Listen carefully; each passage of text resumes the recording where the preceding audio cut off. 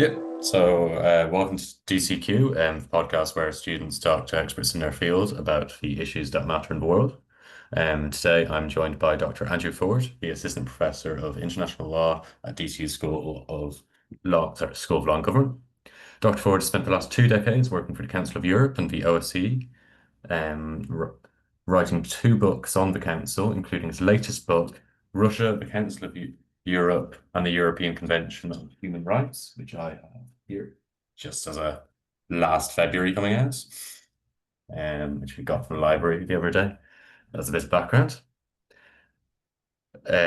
So we'll start off with given the volatile nature of global politics at the moment, we find ourselves looking at situations like the presented peace plan in Gaza through the framework of past peace programs.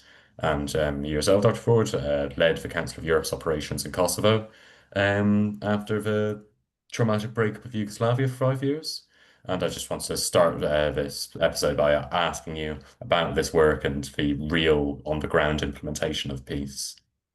Thanks very much, Christian, and thanks to the colleagues for organizing that. I think it's a great initiative. Um, where to start with this? Yeah. One thing I would say is that, there's probably still a prevailing sentiment that peace is the absence of conflict. Mm. And if there's one lesson I think we've learned is that that's very far from the truth. You need not look at, the really acute situations of conflict, that we would have seen in the likes of Bosnia and Herzegovina and Kosovo, or other parts of the world. You don't need to look at those really dramatic situations to understand that peace is not just the absence of conflict. You can look to the north of Ireland, Mm. and you can still see that there are communities divided, that there's still hurt. There's Yeah. legacy from the hurt that has been caused during the times of conflict. And there's an expectation, I think, in the minds of people affected by conflict that there would be some kind of closure, some kind of reparation or accountability for what has happened. In the case of Kosovo, in a sense, Kosovo is a success story because, of Mm. course, what happened there was terrible. And there are, more than 1,000 people still missing from the time of the war in Kosovo. But there was a military intervention that probably prevented an exponential amount of death and suffering in Kosovo. We had seen what was happening in Bosnia, and in particular, the context of Srebrenica, where this was really a massacre. This was extrajudicial killings at an enormous level, and and and Yeah. and Kosovo managed to sort of avoid that, and then with intervention managed to set itself on a path towards democratization, setting up a new judicial system, political political plurality is assured in the democratic process, and so on, with a lot of international support. But that is the key ingredient. I think that the idea that a context that's been ravaged by conflict can simply be left then to try to figure its own way out without international support, however that might look, both in Mm. terms of investment, which is really important, but also institution building and also accountability. It's a ludicrous thing to think that you would leave any society affected by conflict without those kind of supports. We see in Ukraine right now, for example, Ukraine has been ravaged by an illegal aggression by the Russian Federation. Um, you know, hundreds of thousands of people dead, millions of people displaced, trillions of euros of damage been done, and this legacy will remain for a very long time. So even when Russia's aggression ceases somehow, you need to think about rebuilding, about Mm. accountability, and about permanent sorts of peace. Gaza, and my last point, Yeah. Gaza. This is obviously terrific news that we are finally at a point where there's a ceasefire after 2 years of a blatant genocide, following a horrendous terrorist act, and kidnappings of completely innocent people. But Gaza has been razed to the ground.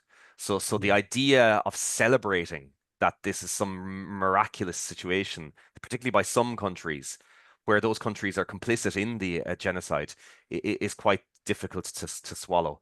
So we need to think about peace comprehensively. We need to Mm. think about peace in the here and now, stopping the killing. But peace is a very, very long-term prospect and proposition that needs to be carefully crafted and including society at all levels from start to finish. Yeah. So just picking up on your last point there, I think there is that very clear contrast in I think we all took a bit of life affirming from the scenes of the hostages who've been kidnapped for just over 2 years now being released. But then at the same time, the contrast between those scenes and Palestinian uh, hostages effectively being released back into Gaza, it's a very different world to go back to.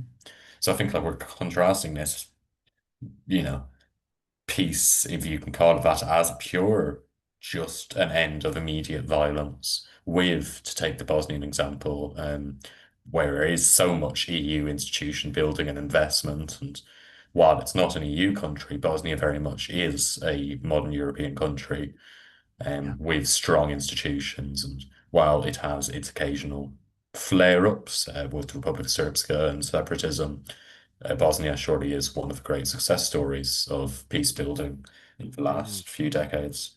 And mm. I just was wondering how much do you think it matters the perceived lack and the probable lack of an international law system, in the aftermath of Gaza, whereas so much of peace if you take, Kosovo and the former Yugoslavia, or Rwanda, or in South Africa with the Truth and Reconciliation Commission, comes from this after the fact justice and reconciliation and law at its base. Well, there's two things. I suppose one thing I would say, Christian, I generally agree with you about Bosnia being, you know, to a certain extent, a success story. Of course, it is now a relatively peaceful, I mean, a peaceful country. Mm, But there's the Dayton Agreement, which basically brought about peace in Bosnia, casts a very long shadow. And what we mm, see from Dayton is that Dayton was never intended to be the long-term constitution of Bosnia and Herzegovina. Not at all. yeah. It was designed to be something much more short-term. But in actual fact, it created a system that, objectively speaking, is not sustainable. In the sense of, you No. have the Federation and the Republika Srpska uh, faced in this really strange two-state solution within one state, with Yeah. question marks over the powers at various levels and so on. So I think there is a lesson to be learned from that. That maybe the Dayton Mm, Agreement isn't the best example of a peace agreement to follow, but certainly we see Bosnia with a European perspective, and certainly it's progressing very strongly. I think it has an enormous potential economically and otherwise, young, vibrant population with mm, real talent and so on. So it's really great. There's a lot to be said there.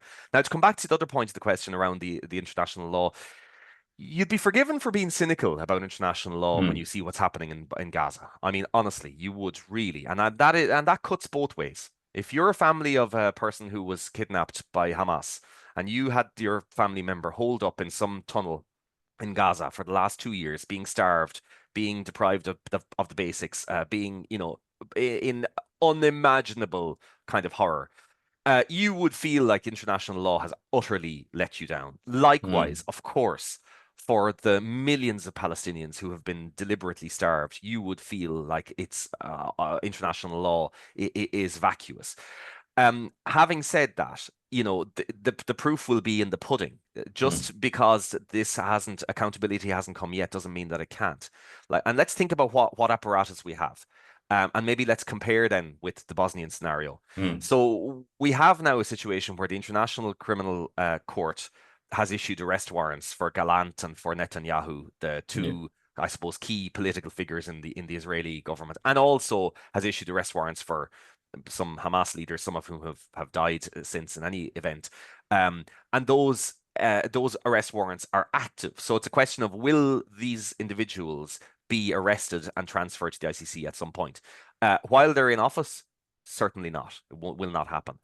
When they leave office, unless something changes, it could happen. The big difficulty, Mm, of course, and the big distinction is the players, the geopolitical players that are involved. And the United States of America is absolutely complicit in what has been happening in Gaza. There's no doubt about it. It would have stopped far sooner had the Americans decided that they were happy to stop it sooner, but they weren't. So it's a fiction to talk about the current president of America being a peacemaker when in fact Mm. he enabled and provided weapons and so on to the Israelis. That is an enormous distinction from what happened in the Western Balkans, where the Americans were on, in a sense, the other side. They were supportive of peace. They were interventionist in their approach, and there's lots of questions we can talk about that, of course, about the Mm. validity of the NATO bombing of Belgrade and the NATO intervention in Kosovo, and there's lots of things we can discuss about that. But that's a big difference America is the most significant military superpower on the planet. There's no doubt about it. There is no other state that was able to stand up to that. If Gaza had been uh, a different region with different power dynamics, would we have seen this last for 2 years, where people were deliberately starved, where there was a media blackout, deliberately trying to ensure that the information didn't circulate, that diplomats were being prevented from going anywhere near the theater of conflict, or to find out for Mm. themselves what was happening or engage with the people affected? I think we would have had a very different response by the international community if it was elsewhere. But there was that feeling of being up against the wall because America was Yeah. involved. So I suppose my bottom line on this is we have a ceasefire now. And when we talk about peace, we need to think about comprehensive peace, and we need to think about the future. And one part of the future has to be thinking about reparations for the people who've been affected by this terrible, terrible genocide, and also accountability for those who are responsible for aiding, abetting, or inflicting that terrible toll on the people of Gaza. And that is now and into the future. We need to think about where we go from here. There's a broader question then, and I will finish on this particular point. There's a broader question then around the state responsibility, because of course the International Court of Justice issued provisional orders. These are a specific kind of legal mechanism whereby the court finds that there's a plausible risk of genocide, and it requires states to obviously stop what they're doing, and these fell flat, had no effect. Mm. And there's a real question mark over the future of those kind of orders. So we do need to think about the system to try to make it more effective for the future. But certainly in terms of individual criminal responsibility, uh, there should be more to come. Just to hone in on the legal side of things there. So with, I guess you have your twin cases in the ICC and the ICJ, with the ICC being the individual cases against Netanyahu, Gallant, and the few remaining Hamas leaders. And then you have the headline ICJ case, South Africa versus Israel, and I think I guess, more niche, but I'd argue equally as interesting, Nicaragua versus Germany. How That's just like your overview on the framework of how do these actually progress? How do you know, do we expect to have in 10 years a result in the ICJ?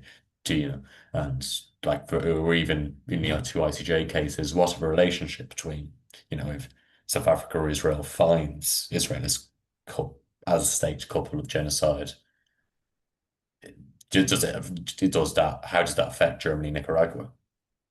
Well, these are good questions. I mean, I think that the first thing is that one of the big flaws and the weaknesses of international justice, especially interstate cases, is just the length of time that passes Mm. between the time the acts that have taken place and the suffering that's been incurred and the judgments of the court. And the processes can take years and years and years, and we shouldn't be, I think, holding our breath.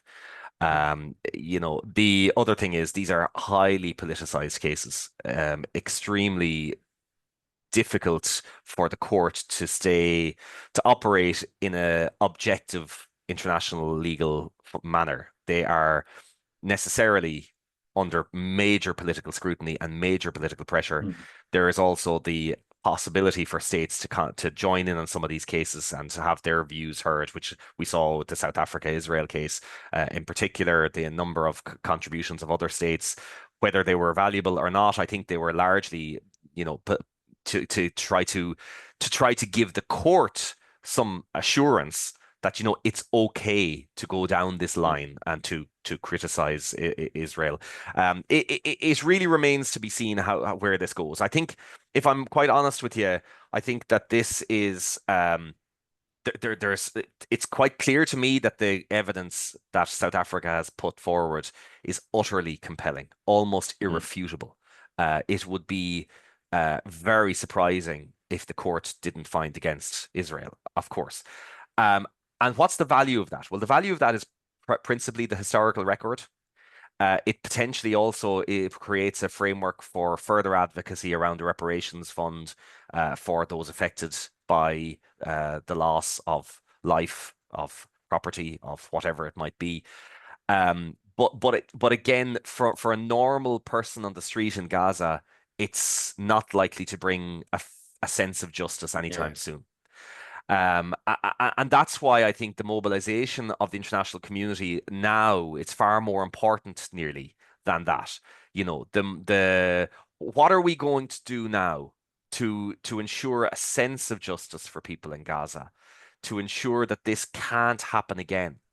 Uh, what levers can we pull in terms of the international community? Bilaterally, Ireland needs to ask that question. And I think Ireland, frankly, it's quite shameful that we didn't manage to progress the Occupied Territories Bill when it actually mattered. Yeah. Ireland has done great things, has been in a sense a champion rhetorically, but not practically. And I think that's something we need to really sort of question. But as regards then justice, I think, it comes back down to how can you instill a sense of justice for individuals? And I think that's key in terms of the reparations and so on. International community needs to put its money where its mouth is. 90% of Gaza is rubble. Yeah. Rubble. It has been razed to the ground. People were effectively exterminated in Gaza. No hospital really is still standing, or schools. This wasn't a war. This was an absolutely deliberate devastation of an entire society designed to terrorize today and tomorrow, in the sense of the shadow this will cast will be for generations in Gaza. So I mean, this is the context we're facing. So I think just in the immediate future, the investment needs to come to try to rebuild Gaza and to determine what role the international community can play to to give security guarantees in Gaza. I think they have to be the priorities, Mm. and the international criminal justice system will continue, and it will continue in a sense distant from individuals and under enormous pressure that you and I and others will never really fully know or understand. But I hope that the positive outcome will come, because I think the historical record has to be clear in relation to Gaza, just like it has to be clear, and is, I think, in relation to Ukraine.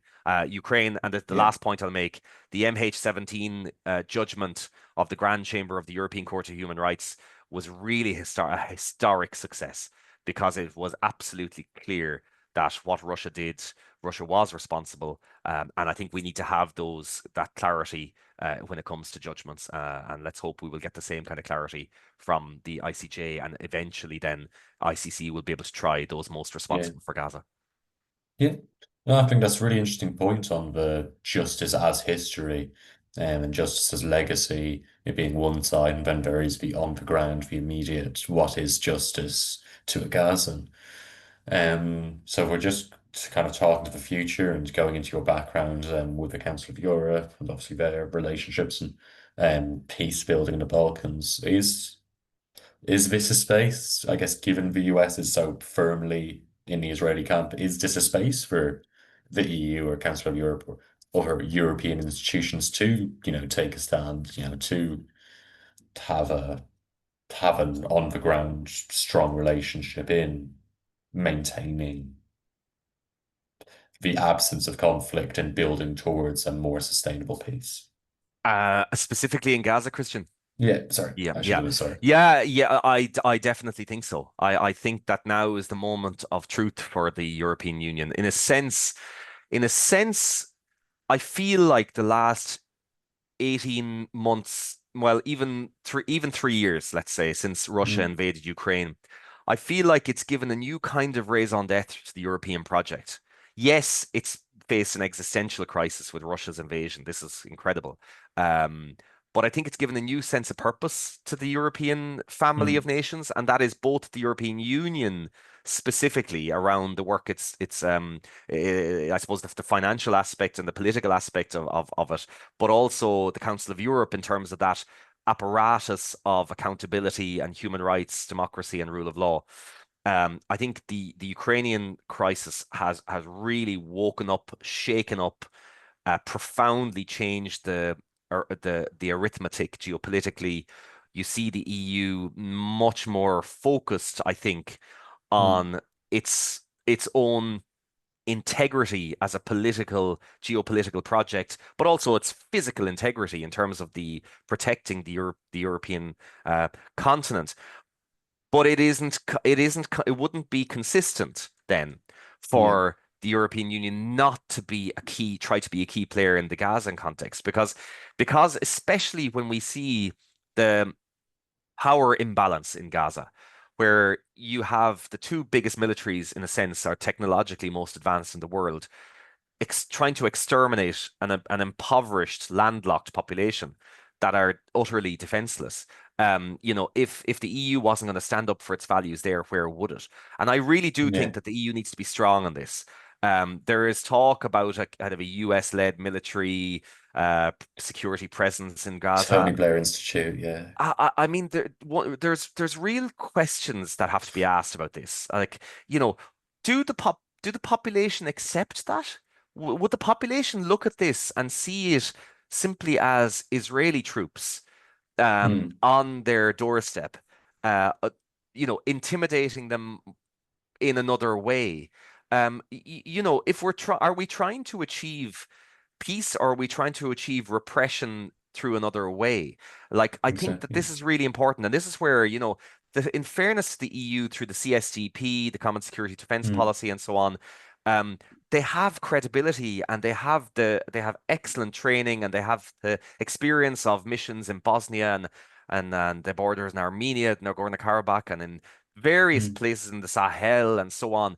Um, that would be a credible approach. That is the European Union can offer something that I think is, objectively, neutral or human focused, yeah. and would have the trust of the population. I really think that the EU needs to be strong now about that, because the risk is we are still in the phase right now where things are uncertain. It's chaotic.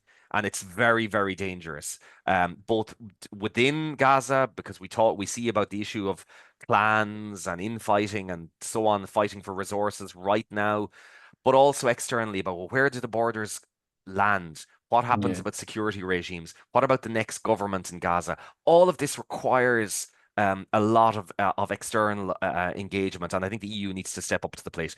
Certainly, when it comes to Ukraine, the European Union is. I think the Council of Europe is. The Council of Europe. I Mm, think the point about Ukraine that has shaken the um, the whole mandate of the Council of Europe to its core, which was all yeah. about individual rights, human rights, democracy, rule of law. Now, Council of Europe has a clear post-conflict mandate, accountability, the Special Tribunal for the Crime of Aggression, International Claims Commission for individual claims, all of these things. It's all really, really important. I think one of the things that the Council of Europe needs to be careful about, though, is that it doesn't actually neglect its broader mandate. We see what's Yeah. happening in the UK at the moment, talking about withdrawing from the European Convention on Human Rights, and Denmark and several other states. There's a real risk that um, right aligned or center right political parties are mainstreaming the idea of reducing our human rights, and I think that's an enormously dangerous task. So it's fighting this on both fronts, both externally with Gaza and Ukraine, and internally in terms of the integrity of the standards and the systems. Just one last question there on this human rights basis of, like as you say, we're seeing in the UK with both Tories and conditioning reform pulling out of ECHR. And like this is such a shift even for the right. David Cameron's Tories were so much put so much for their foreign policy on aid. I think In 2011, British aid was at 0.7%, and now effectively, um, because the way Starmer's government calculates it now includes refugees they take in as aid. The actual foreign aid is something like 0.1% of our GDP, which is just so massively down. And there's all the material impact, but I think this is what you're saying. It's devaluing human rights and human dignity as the kind of core part of European foreign policy and its European mandate. So I will just have the last question here on peace and the building of it in relation to Europe. Do you think this is not just Europe as a whole, but this could be a great moment for Ireland as a non-colonial actor in there, and other European countries, and like as we saw, in Afghanistan and Iraq, this is what you're talking about, the so-called, peace operation. It was seen as occupiers and were never trusted by the population. But if you have Irish, Norwegian, Spanish, etc., peacekeepers, aid workers, etc., in Gaza, is that actually one of the more immediate, like, this could be happening in a year, pathways to life reemerging? I think that one of the I suppose real added values of Irish peacekeepers abroad is that we are seen as values-based, objective, Mm. professional. I think Irish Defence Forces have a very, very positive legacy and heritage of providing support in, Lebanon and in other places, Kosovo. In Kosovo in particular, I can tell you the reputation of Irish peacekeepers is extremely positive, where we brought real expertise and a real concern for the population and for meaningful peace on the ground and not just shows of force and so on. I think Ireland is really well placed to contribute to some sort of peacekeeping force in Gaza. I would say, though, objectively, the Israelis would not see Ireland as an objective actor. The Israelis would see Ireland as a biased contingent that is very much on the Palestinian side, the Palestinian cause. I don't think we have anything to be shamed about in our approach of sticking up for human rights, democracy, and the rule of law. Um, and to stand up to, situations of aggression and acts of genocide. But I do think that it's going to be important that whatever force, if there is a force, if there's a multinational force that goes to Gaza or the borders, it does need to be credible and accepted. Okay. So I think that we have to be honest with ourselves. We have gone, even though I feel we haven't gone far enough, we have gone out on a limb politically, and then credit where credit is due to the government for really speaking out in a way that others did not. As I said, even though it wasn't far enough, it was still more than most. And that probably has, in a sense, for the Israelis, tainted our reputation. But I think the important thing is that we are presenting a purpose that is based on a legacy of whatever now. Are we on 60, 70 years of peacekeeping experience in various theaters of operation?